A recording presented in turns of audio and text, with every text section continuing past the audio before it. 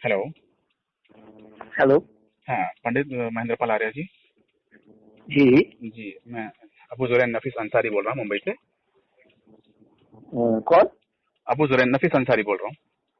जी। जी, वो आपने जो कुरान की जो 10 आयतें बनाई हैं, हाँ।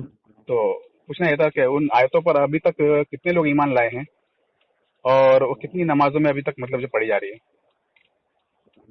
और बंद करके देखिए। उन आयतों का जो है ताल्लुक अकीदे से है, अमल से है, और उन नमाजों की तफसील क्या जरा बता देंगे?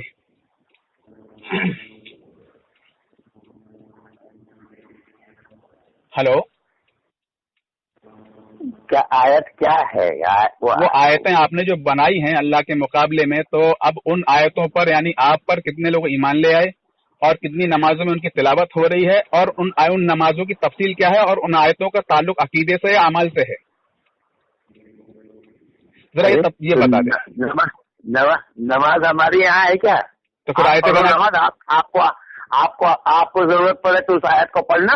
तो फिर फायदा क्या हुआ आयतों को बनाने का? हम तो अल्लाह और उसके रसूल पर ईमान लाते हैं, जो कुरान में उस पर ईमान लाते हैं। अब जो आयतें आप बता रहे हो, जब आप उस पर क्या कोई करते ईमान हैं? नहीं लाया तो फायदा क्या हुआ उन आयतों को बनाने का? फिर वो अल्लाह, अरे भाई फिर क्या चैलेंज कबूल ईमान? क्या हुआ आपका? जनाब, आपका चैलेंज तो बेकार हो गया। कैसे कबूल किया आपने जब कोई आपकी उन बनाई हुई आयतों पर कोई ईमान नहीं लाया अभी तक, और कोई नमाज भी उसको नहीं पढ़ रहा है? कुरान करीम पूरी दुनिया के अंदर मशहूर है, मुझे सुनाने और के लिए आपको फोन मिला है क्या? अभी तक ये पता नहीं है कि आपने जो आयतें